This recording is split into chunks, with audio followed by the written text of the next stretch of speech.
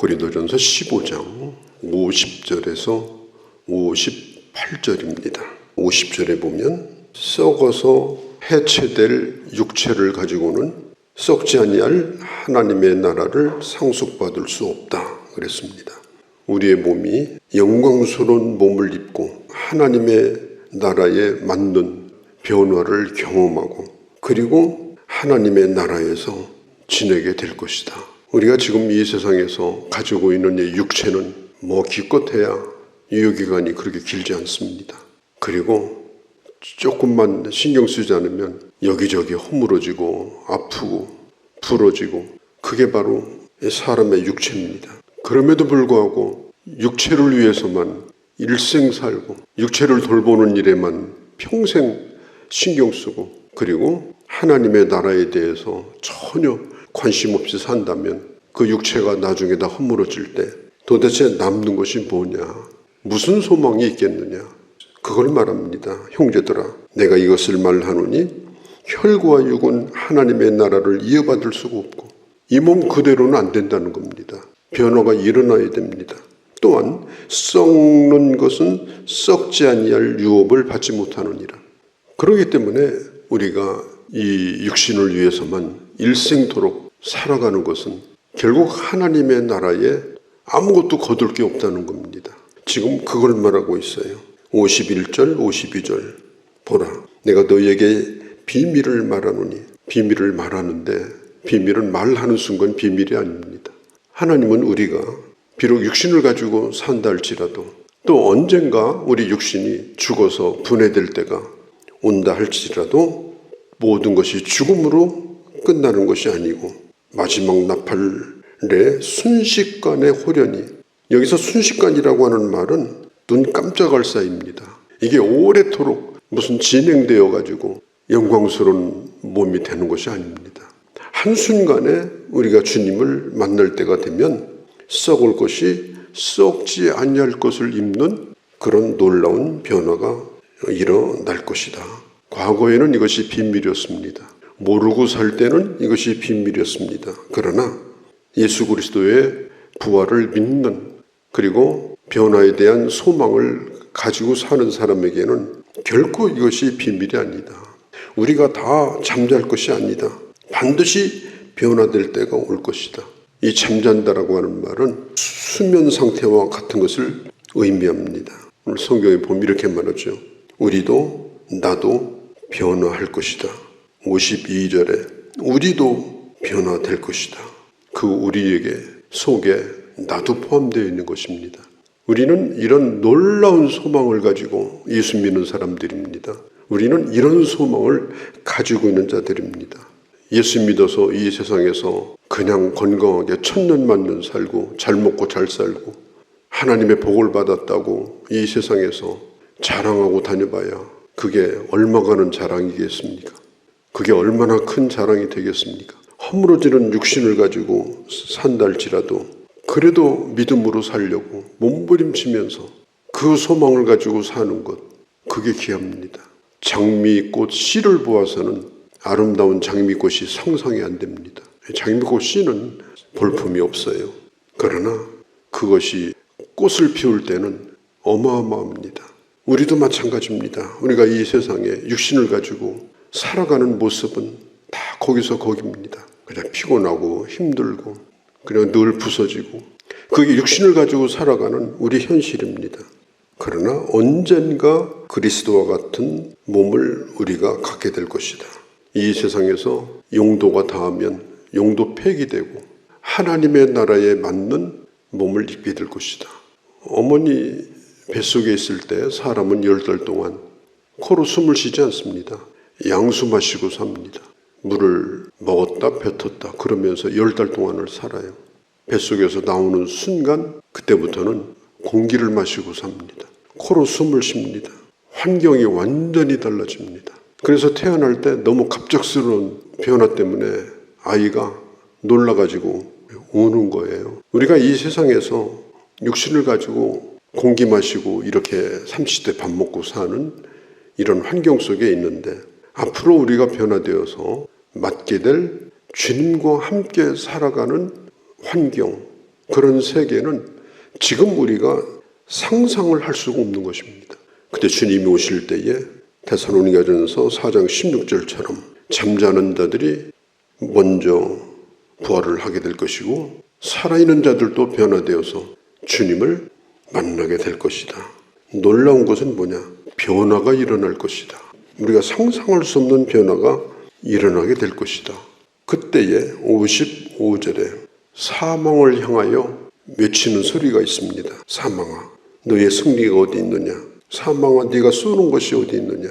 바울이 지금 사망을 향해서 묻고 있는 겁니다. 이 죽음이라고 하는 것은 매우 잔인합니다. 죽음이 다가오면 어느 누구도 그걸 거부할 수가 없습니다. 받아들일 수밖에 없습니다. 언젠가 그런 마지막 임종의 순간이 오게 될 것입니다. 그리고 육신의 재료인 흙으로 다시 인간은 돌아가게 됩니다. 그러면 우리가 이 세상에 살면서 우리가 가질 소망이 뭐겠냐 하는 겁니다. 베드로전서 1장 4절에 보면 하늘에 속한 썩지 않는 소망을 가진 낙원에 된 자들에게 이 편지를 쓴다고 했습니다. 복음 때문에 흩어져 있고 육신적으로 고통을 받고 있는 그리스도인들에게 주님께서 말씀합니다. 우리가 가지고 있는 소망은 썩을 소망이 아니다. 육신의 썩음과 동시에 사라질 소망이라면 그게 무슨 의미가 있느냐, 삶이. 허무하지 않겠느냐. 썩지 아니하고 쇠하지 아니하는 하늘에 있는 소망이다. 그 소망을 가지는 자는 예수님의 부활과 내 부활과 그 다음에 내게 앞으로 일어날 변화에 대한 분명한 믿음을 가지고 이 세상을 사는 사람들에게 이런 소망이 있는 것입니다. 53절에 보면 몸이 죽지 않을 몸을 입을 것이다. 입을 것이다. 이것을 비유로 옷을 갈아입는 것으로 말을 합니다. 썩을 육신이 아니라 이제는 썩지 않는 부활의 몸으로 이제 갈아입게 됩니다. 사망을 삼키고 이길 것이다. 54절에 썩을 것이 썩지 아니함을 입고 죽을 것이 죽지 아니함을 입을 때는 사망을 삼키고 이기리라고 기록된 말씀이 이루어지리라. 그때가 언제예요? 변화되어질 때입니다. 인간에게 죽음이 왜 왔습니까? 죄 때문에 온 것입니다. 우리가 예수를 믿음으로 죄 용서함을 받습니다. 그러나 육신을 가진 이 몸을 가지고는 하나님의 나라에 갈 수가 없기 때문에 하나님의 나라에 맞는 하늘의 환경에 맞는 주님과 같은 몸으로 변화될 때가 오게 됩니다. 그때는 죽음이 쏘는 타켓이 뭐냐? 죄예요. 죄인을 사망으로 끌고 갑니다. 죄인을 영원한 죽음에 이르게 합니다. 그게 죽음이 하는 일이에요. 그런데 예수 믿는 사람은 죄가 사라졌습니다. 사망이 아무리 쏘려고 해도 타켓이 없어져 버렸어요. 왜? 죄가 사라졌으니까. 그래서 결국은 예수 그리스도를 믿고 죄 용서함을 받은 하나님의 자녀는 사망의 지배를 받지 않고 이제는 썩을 몸이 변화되어 영광스러운 몸으로 이제는 영원히 주님과 함께 살아가는 은혜를 누릴 수 있다는 겁니다. 사망을 향하여 소리치는 거예요. 바울이 네가 나를 쏠 수 있느냐? 죽음을 향해서 소리칩니다. 네가 나를 삼킬 수 있겠느냐? 절대로 나를 삼키지 못한다. 56절에 사망이 쏘는 것은 죄요. 사망은 죄를 쏘는 겁니다. 죄를 쏘아서 지옥으로 끌고 가는 겁니다. 죄를 쏘아서 영원한 죽음에 이르게 합니다. 그리고 죄의 권능은 율법이라. 죄의 값은 사망이라고 그랬습니다. 죄인을 쏘는 근거가 뭐냐? 율법이에요. 그런데 예수 그리스도를 믿음으로 그 율법으로부터 우리는 벗어난 자고 죄 용서함을 받은 자이기 때문에 이제는 더 이상 사망의 지배를 받지 않는 자다. 그렇기 때문에 사도 베드로가 말한 것처럼 우리의 소망은 이제 하늘에 있는 소망이다. 우리의 소망은 썩지 않는 소망이다. 우리의 가슴 속에는 썩을 소망이 가득 차 있습니다. 어떻게 하면 출세하고 어떻게 하면 잘 먹고 잘 살고 어떻게 하면 즐기고 썩을 소망만 가지고 산다면 그 마지막 종말이 뭐가 되겠습니까? 아무것도 없는 거예요. 그래서 우리는 이제는 사망을 이긴 자로 사망을 향해서 외칠 수 있는 그런 자격을 가진 자로 앞으로 우리가 어떻게 살아야 되겠느냐? 인생을 낭비해야 되느냐, 투자해야 되느냐. 성경이 그걸 말하고 있어요. 썩을 육신을 가지고 사는 동안 육신을 위해서 낭비하는 인생을 살겠는가? 아니면 영원히 사라지지 않는 하나님의 나라를 위한 진정한 투자를 하고 살겠는가? 내가 살아있을 동안 아무런 투자도 하지 않고 온통 낭비만 하고 살았다면 우리가 주님 앞에 가서 거둘 것이 뭐가 있겠습니까? 그 인생이 남는 것이 뭐가 있겠습니까? 이제는 낭비하는 인생이 아닙니다. 왜? 우리는 하나님 앞에 설 때가 반드시 오기 때문에 주님께서 잘했다고 인정해 주실 수 있는 것들을 우리는 이제 추구하고 살아야 됩니다. 그것이 뭐냐? 이렇게 말합니다. 견실하여 58절에 이 견실하다는 말은 요지부동이라는 말이에요. 어떻게 우리는 흔들리지 않습니까? 부활에 대한 확고부동한 믿음 때문입니다. 이제는 우리가 할 일이 뭐냐? 항상 주의 일에 힘쓰는 자가 되라. 여기서 항상이라는 말이 나와요. 변함없이, 언제나 변함없이, 언제나 어디서나 주의 일을 생각하고 주님이 기뻐하는 것을 생각하고 주님이 세우신 몸된 교회에 내가 어떻게 유익이 되겠는가? 어떻게 덕을 세우는가? 짧은 삶을 살아도 내가 귀한 것들을 남기고 내가 가겠는가? 우리 각자의 부르신 자리에서 하나님이 맡겨준 일을 감당하는 것입니다. 더욱 힘쓰는 자가 되라. 이 더욱 힘쓰는 자가 되라. 적당이라는 말의 반대입니다. 적당히가 아닙니다. 몰두하는 것입니다. 집중하는 것입니다. 전적으로 그 일에 힘쓰는 것입니다. 수고로운 일이죠. 힘든 일이죠. 그런데 성경은 뭐라고 말하느냐? 너의 수고가 주 안에서 헛되지 않은 줄을 알미라. 저는 젊었을 때부터 이 말씀을 수없이 외우고 살았습니다. 58절 말씀. 그러므로 사랑하는 형제들아, 견실하며 흔들리지 말고 항상 주의 일에 힘쓰는 자가 되라. 너의 수고가 주 안에서 결코 헛되지 않을 것이다. 예수 그리스도의 부활을 믿고 내가 변화될 소망을 가지고 사는 나라고 하면 이제는 허무너질 육신을 가지고 살고 있다 할지라도 내가 육신이 살아있는 동안에 내가 몰두해야 될, 집중해야 될, 최선을 다해서 해야 될 일이 있는데 그것이 바로 주님을 위해서 수고하는 겁니다. 수고는 힘들고 땀 흘리고 희생하는 일입니다. 우리 주님은 그것을 기억하십니다. 심지어 마태복음 10장에 보면 나그네에게 물 한 그릇 떠준 것도 기억하시는 주님입니다. 주님, 내가 언제 나그네에게 물을 떠줬습니까? 너는 다 잃어버렸겠지. 그건 내가 기억하고 있지.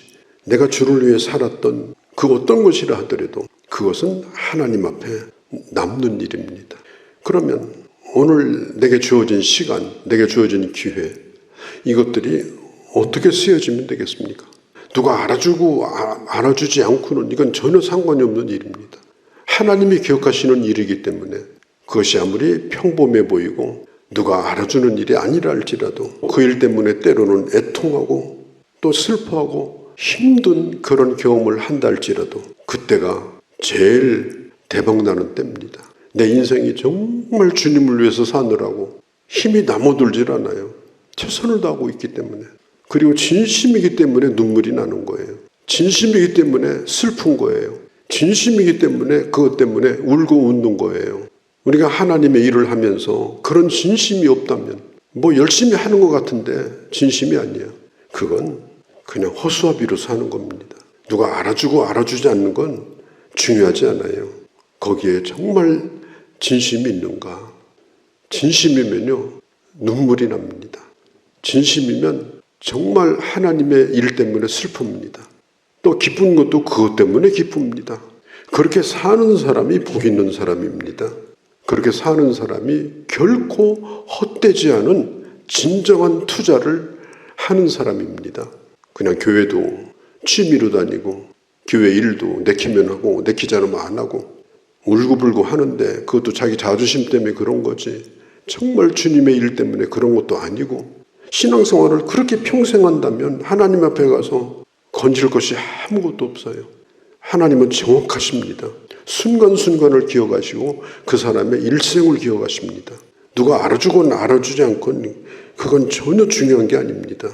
오늘 성경에 있는 대로 견실하며 요지부동으로, 그리고 항상 육신이 허물어지는 그때까지 항상 더욱 힘쓰는 자들이 되라. 무엇에? 주의 일에. 그러면 너의 수고가 결코 헛되지 않을 것이다. 이 부활에 대한 메시지가 부활절 날만 증거되는 것은 이것은 비극입니다. 우리가 믿는 이 복음의 가장 중요한 핵심이요 기둥이 바로 이게 부활신앙입니다. 복음이 왜 복음되는가? 왜 기쁜 소식입니까? 예수 믿어서 이 세상에서 잘 먹고 잘 사는 겁니까? 예수 안 믿는 사람도 성실하게 살면 다 돈 잘 벌고 빌딩 짓고 합니다. 그걸 하나님의 복이라고 말할 수 없습니다. 가장 중요한 것은 예수 그리스도를 믿음으로 내게 주신 부활에 대한 보증입니다.